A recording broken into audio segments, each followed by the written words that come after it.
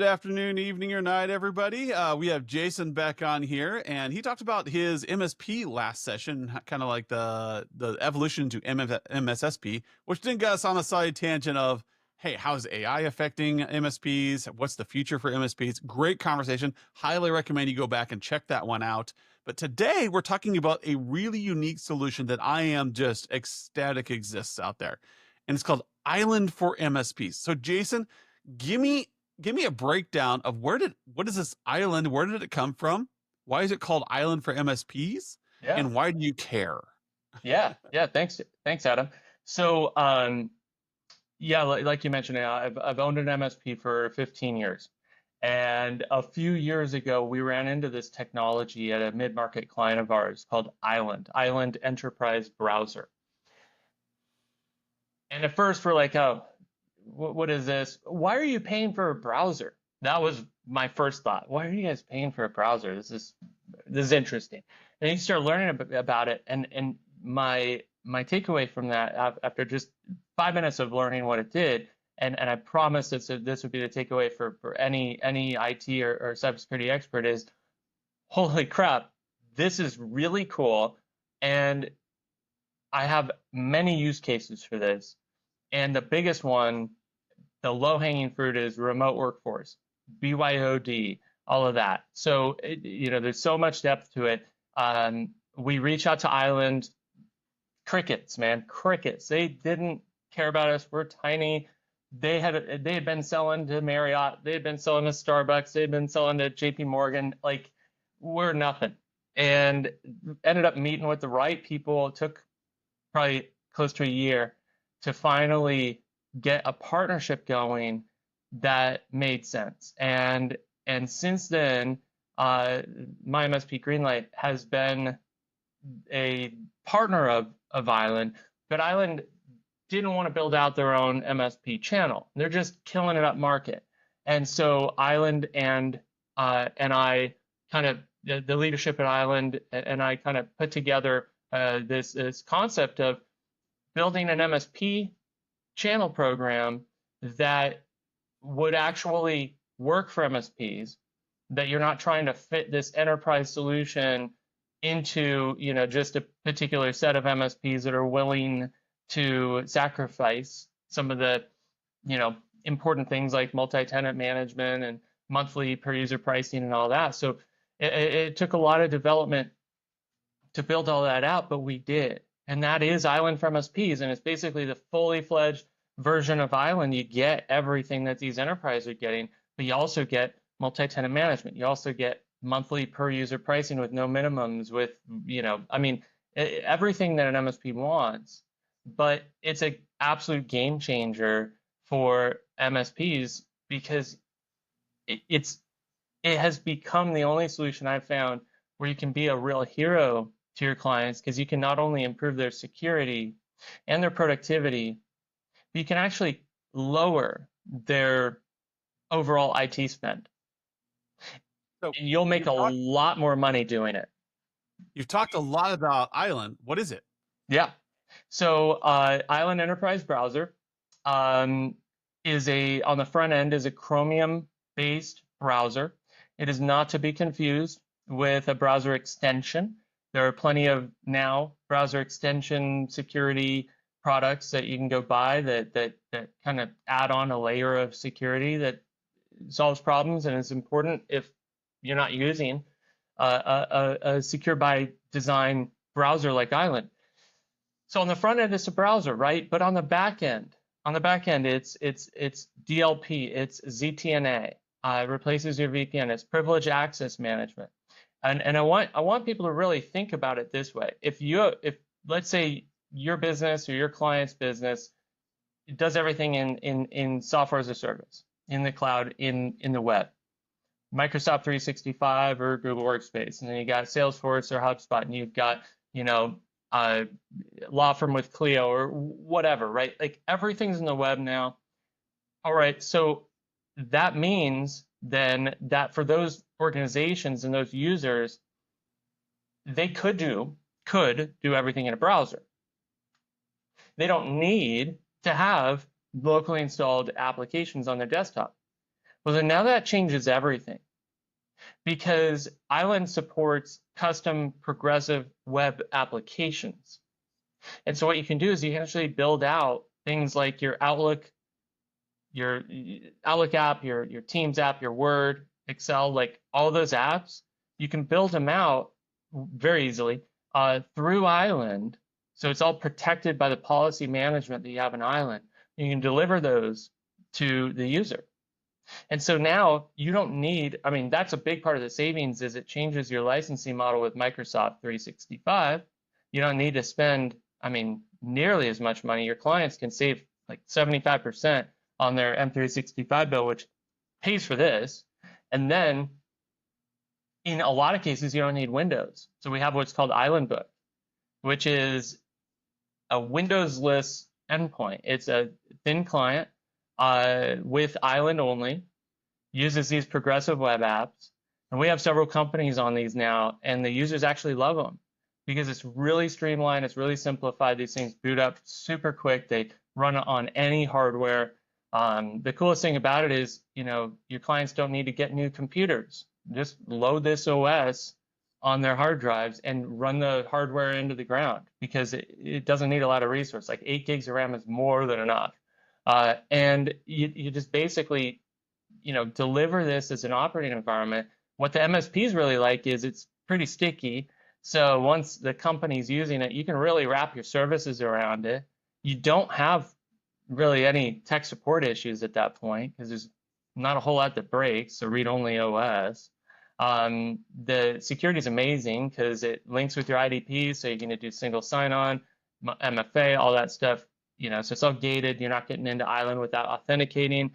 But then the policies on it are insane. What you can do on it is remarkable. I mean, you can customize presentation layer of any site you're on. So if you wanted to, let's say in your RMM, you want to make sure, okay, well, if my engineers can, I want my engineers to be able to PowerShell to all these computers. Okay, great. But why not add a layer of MFA on that? So before they do that, it prompts them for MFA. Can your RMM support that? Is that a feature in the RMM? It doesn't need to be now because you can just go into the presentation layer through the robotics process automation. It's all LLM. So you could you just type in there like on this page, you know, prompt MFA when this. Like it's quite easy to do, and you can basically do that for anything. Another example is you could go into YouTube and say, you know what, disable the play button on YouTube between the hours of 12 and 1 p.m. for these users, only when they're not on a company device and when they're out of the country. I don't know, right? Like that's the point, is you can get super granular with these policies. So it really opens up a world of opportunity for you to protect your clients' environments, to protect their data. But with the ZTNA, what's called Island Private Access, you can use conditional access policies, of course. You don't need VPN anymore. And the coolest thing is it can replace, I mean, I saw it at our MSP, replace 70% of our stack. I mean, our stack was getting way out of hand. Every time we turn around, we're adding another cybersecurity product. And it's untenable, you know. So it's been a game changer for us. It's been a game changer for our partners, and that's where I've been spending most of my time now is with Island for MSPs. I can definitely tell you're passionate about this because it is a big deal, people. Mm-hmm. Essentially, from in my brain, I'm thinking Citrix, the modern Citrix Metaframe. So for those of you who remember Citrix Metaframe back in the early 2000s, what a game changer it was to be able to run applications on a dial-up remotely. And you didn't have to worry about a lot of processing power passing over the web. And so it was a big game changer. And also, like, as Citrix kind of evolved into an application suite, or as VMware started upgrading into an application suite, now all your stuff's running remotely. And I can just manage this one environment over here. and we moved into thin clients for those of us in the corporate world. I don't know how the MSP world was, but what really changes there is now the service calls you get are now service based. They're not asking you to come fix a computer because the computers no longer need fixed. They're not coming to have you fix a server because the server doesn't need fixed now. There aren't even backups to worry about. What you're worried about now is like the policy. Hey, can you apply this policy? Can you change this so that people can do X, Y, or Z, or not do X, Y, or Z? And when there's an infection, when there's a bad thing that starts to happen, it's already taken care of because it's in an island environment. You no longer have to worry about it. Now your MSP becomes all about service delivery, helping them do better things with the technology rather than going on site break fixing all the time. You're now making money off of services, which is way more profitable Yeah. than making money off of Microsoft licenses and PCs. And so tell me a little bit about like how if I was an MSP and I want to get into Island, I want to start offering this to my clients as a revenue stream. What does it look like? Is it a subscription? Like what does the model look like? How do I offer this Yeah. to my clients? Yeah, absolutely. So the first thing you would do is go to islandmsp.com. You're going to find yourself on our company website, Port One. And Port One is basically the channel distributor for Island to the MSP channel only. We only sell to MSPs. It's the only way to get Island on a monthly subscription model. Otherwise, you got to have a large minimum and do a term, just like any big enterprise software. And you can then, a larger company could go straight to Island and absolutely do that. But for MSPs, we want monthly per user pricing. We want it to be in that model. That's how we bill our clients. And so it aligns perfectly there. We charge per user per month. Now, the way MSPs are delivering it, I'll point out the recommended best way to start is we're going to give you 30-day free trial. It's a proof of value environment. You can spin up as much as you want in that 30 days. Roll it out to all your clients if you want. By day 31, if you want to keep it, you put in your billing info into the portal, and your billing starts after day 30, day 31. If you don't put your billing info in, and we'll cut the tenants, or you can remove them yourself, however you want to do it. But that 30 days gives you that opportunity to really test it out. Our recommendation is test it internally. I mean, MSPs are a huge target. Everything we're doing is on the web. IT Glue, your RMM, your PSA, okay, and Microsoft 365 management. And with Island, you can set up privileged access management. That removes probably a product you either have or should have, and it can make it so that you don't need to pay for that anymore. But now you can actually set policies around access. So you can say, you know what, to get passwords inside IT Glue, or to get this type of sensitive data, must be on, maybe you could say it must be on a company computer, must be in a company office location, or must have this EDR installed on your computer. I mean, there's that level of kind of device posture controls, right? So you can get real creative with access control. You can allow certain users access to certain things within applications. So even if it's not an inherent function in that web app, it could be with Island. So it really does go down into that layer.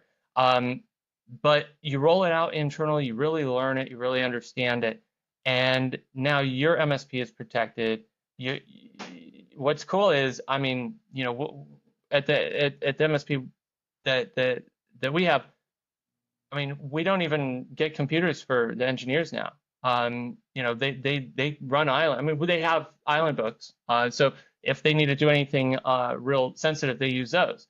There's no Windows on it, but point being, we don't need to buy like Windows computers or Macs or anything like that for anybody. If they want to use other stuff for other things, that's fine. But when they're doing anything critical, anything important, they're within this island environment. It becomes their operating environment. And so with the policy management we have, we can really lock them down. And it, as a business owner, it helps me sleep better at night. This is why I wanted to do this, to start this channel program for MSPs, because it made a world of difference for my MSP, not only for our own security, but when we started selling it to our clients, we repackaged our services around it. And we found that our tech support calls were going way down. Like we had many fewer calls because we have many fewer issues out there because the operating environment couldn't be simpler. It's a Chromium-based browser, and if you re-architect these environments with zero trust principles and you use a solution like Island, you can really reduce the attack surface. You can minimize the potential of any issues, whether they're cyber threats or just IT problems in general. And commercially speaking, just from looking at the total cost of ownership and what your clients are actually paying for, like I said, you can reduce your Microsoft bill, their Microsoft bill. You can cut your stack down by anywhere from, I would say, 50 to 80%, which cuts your COGS down a lot. So there's a lot of opportunity there. And I want to assuage a lot of you, like, oh, but that's how I make money. You're taking away my revenue sources of licensing with Yeah, desktops, your high with margin licensing, right? but yeah, exactly. Right. The high margin things, like, do you know that as a consultant, I will outpace you every single time? Go ahead, sell 1,000 licenses of Microsoft. I'll outpace you with one project. Uh-huh. Because what you're going to do is you're going to say, like, I already hear people complaining, right? Oh, well, you need to have internet access all the time. I'm like, yes. Guess what? You know how to do as an engineer. You now have freed up a budget that says, okay, let's do a multi-pathway internet connection that is going to be up 100% of the time. Now you can focus on that. And that's all service delivery, people. That's all you were saying. Hey, we're going to configure this thing. You don't have to buy extra equipment for that. You don't have to do anything really cool. You just know how to say, hey, for an extra $1,000 a month, we'll make sure you have a dual pathway, a multi-pathway HA internet connection, because now you're completely dependent on Chromium. But double bonus, if your business place is down, guess what you can do now? You can go home. You can go to a coffee shop. You can head to the nearest pub, and you can continue working in a safe environment. You can pick up a laptop. A tornado hits your building. You can pick up a laptop from Best Buy, Totally. out of the box, and get this going. Or Load Your Island, ability Load to Island on your survive personal. disasters, to be redundant, you're solving a multitude of issues because everything is hosted elsewhere. Mm-hmm. So And now, do I get to think of it host this this, way. or is this hosted at a data center? Like, There's do I no, get a choice in where this is hosted? yeah, it's not really hosting, right? So think of it this way. If it were VDI or something like that, you'd have to have it hosted. And so I like the concept of VDI. I think a lot of MSPs have tried it. If you haven't, if you have, you probably know, okay, it's really costly, VDI, right? Like let's go say Azure Virtual Desktop or whatever, it's terribly costly. But I guarantee you users hate it, because who likes having a second desktop, and that second desktop is where you have to do all your work. And there's often a lag because Windows wasn't really designed to be far away from you, right? Whereas this is a browser that's locally installed on whatever device you're on. And so it functions just as well as any other browser functions, really clean, really, really good. And the idea around it is there, and there's no real hosting to it. If you have, let's say, the ZTNA, depending on what you're connecting to, you would spin that machine up, little Linux agent somewhere, and that could be on-prem if you're trying to access, on-prem applications. Let's say it could be in public cloud if you're using it for some sort of conditional access to your web application. So there's different ways to do that. So that's kind of the only thing that you might host. But I mean, some of the things that like to your point, like if a company is spending, let's say your client is spending $1,000 a month, and 500 of that is with Microsoft licensing, and 500 of that is with your managed services, right? And your managed services include all of these security tools, which you have this cost of goods for, and all this other stuff that you keep having to add on, add on, add on. Well, the Microsoft licensing, you're making what? Let's say 15, 18% of. And then on the managed services, hopefully you're making better margin than that, but you got labor burden costs, you got the cost of goods for your stack. So your client spent 1,000. Now what you can do is you can say, okay, client, you still spend $1,000 or spend $900. I mean, how often do we get to do that, right? But you take 75% of that Microsoft 365 spend away, which is low margin, okay? And you put that into something that's much higher margin in a total managed services stack. You remove 50 to 80% of your cybersecurity stack and those cost of goods.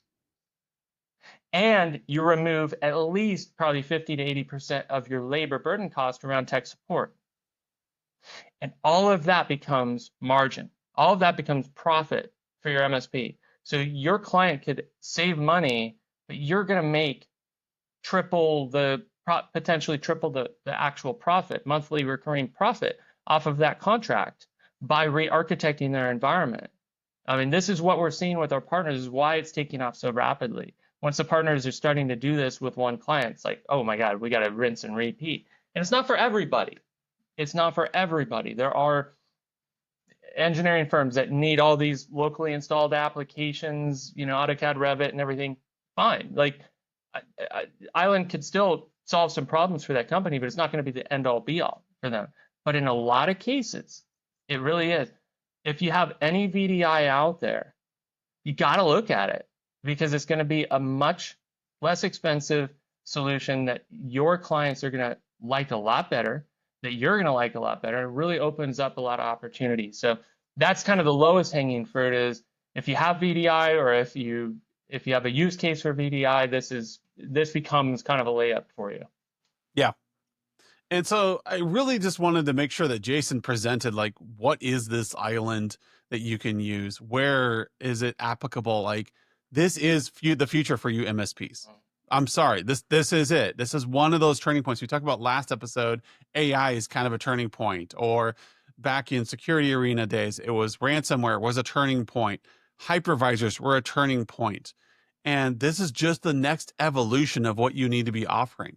So get on this. Talk to Jason. I'm guessing we can reach out to you and get a demo, get kind of like a good feel for what's going on. Yeah, How can they get a Island hold? MSP, islandmsp.com. Reach out to me, find me on LinkedIn. Any way. We have a whole team of engineers that are able to help. And in fact, we have some folks that have been helping with sales enablement. So if you need help, once you get to that point where you're trying to pitch this to a client, we have folks that actually can come and do the demo for with you and your client. And we in fact have a sales professional that can help you with that as well. So we go deep. We go deep on this with our partners. We know we're only successful when our partners are. So yeah, we'd love to have the opportunity to do a demo and show it. I can guarantee you'll be impressed. I guarantee that. Yeah, it is a future. I mean, Gartner has a statement out saying that by 2030, enterprise browsers like Island are going to be the core productivity and security Yes. platform for organizations. So this is the direction that organizations are going. We see it all the time. Enterprise leads the way. It's always 5 years later that MSPs get whatever the enterprise has been doing. We're seeing it with SASE now, right? So this is the evolution of IT. We saw it with cloud. We saw it with SaaS. We saw it with BYOD. And here we are. BYOD, I've always called bring your own disaster. It's a nightmare, right? Like, how on earth are you supposed to protect an environment from personal devices? What if that device is compromised? What if there's a keylogger on the device, right? Come do a demo with us. Learn how we handle that stuff with Island for MSPs. It's pretty remarkable. Yeah. Okay. Let me ask you a question. Can you have a fully owned device running Island securely? We have cases where it's been proven to be safe, but well, not proven to be safe. We've had cases where fully owned endpoint, all the business applications were fine. They tried everything and they couldn't get in. That's not saying it's not possible. Anything's possible. Yeah. But I always say, like, assume compromise. If this device was yes, absolute trash owned by somebody abroad, is my business safe? yeah, And you should have that confidence. yeah, and this Like, gives that confidence better than anything out there. You should assume compromise. That is a principle of zero trust security. It's part of that concept, and this gives you that capability to architect an environment the right way. And when you architect an environment the right way, you don't need so many layers and layers and layers of security. You don't. You reduce the attack surface. You establish principle of least privilege. You know with Island, like for instance, a compromised device. Okay, well, it's much more likely to be a Windows or Mac than it is a thin client, right? So maybe the thin clients that the company owns that you have some sort of monitoring on, maybe those have full access, right, to the real sensitive data, and maybe that real sensitive thing the golden crown jewels, jewels. crown jewels. The crown jewels are only accessible from those machines in certain locations, certain users, right? You can get that granular with it. But then you say, okay, well, I'm going to gate that so that, well, yeah, if we're not on one of those computers that I can feel comfortable is going to be safe, well, that's where they're not going to be able to get to those crown jewels. You can get to that. That's the kind of logic that I really hope MSPs are starting to use when thinking about access control, because that's really what we're doing here with cybersecurity. It's not about the products we buy. I do worry about how MSPs learn about cybersecurity typically, and that's traditionally through vendors. And how ironic, here I am now a vendor, but I've owned an MSP for 15 years. I'm a CISSP. I'm not any more of an expert necessarily than any other, but I do know that there are principles, there are frameworks, there are fundamentals that are critical, and we have an opportunity to re-architect environments a way where we can really minimize that attack surface, minimize the scope of which attacks can occur, and if done right, you need a lot less, and less is often more. Principle of security also is KISS, right? Keep it simple, right? Yeah. So I really think I think I know you have that opportunity here. It's not the only solution out there, but this is not just a layer like you're going to see with like a browser extension thing. This is a very different type of solution than that. Yep. Yeah. This is a suite. This is a new thing that you will have to rethink your stack Mhm. on your delivery. And I highly recommend reaching out to Jason, getting a demo, getting this figured out, see if it's right for your situation. Because right now, if you're sticking as a general MSP and you think that you're going to be around for another 5 years as a general MSP, you either know something that the rest of us don't, or you're very large. But you need to start thinking, what's the new thing? This is where it's at, people. Yeah. Security services, delivering more services to your clients, thinking about AI, thinking about advising your clients in a way to help them do better business. So reach out to Jason, reach out to Port. Port one, you can go to islandmsp.com. All right. islandmsp.com. All right. Thank you for coming on, Jason. And hopefully we'll have you on again. Love it. Thanks, Adam. Appreciate it. Bye.